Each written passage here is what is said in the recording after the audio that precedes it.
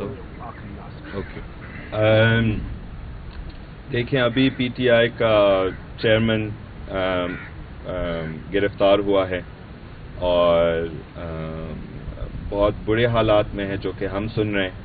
تو ہم جو بندہ جیل بھی برداشت کر رہے ہیں ہم کبھی ان کو اتنا کرٹیسائز نہیں کر سکیں گے. ٹھیک ہے, پی ٹی آئی کے پالیسیاں کے ساتھ ہم ہر کوئی پی ٹی آئی کے پالیسی کے ساتھ نہیں ہے, اور مگر آئی تھنک اسی موجودہ سیاسی جو ماحول میں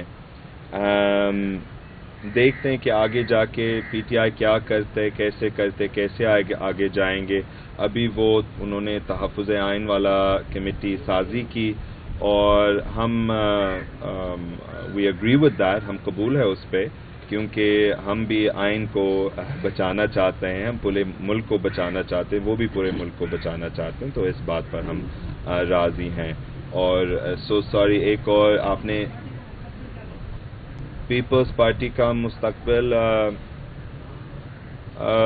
میں نے آلریڈی ایک تقریر میں کہا کہ پیپلز پارٹی ختم ہو چکا ہے, اور میں سمجھتا ہوں کہ اگر پیپلز پارٹی اس طرح آگے بڑھتا ہے تو ان کا کوئی مستقبل نہیں ہوگا.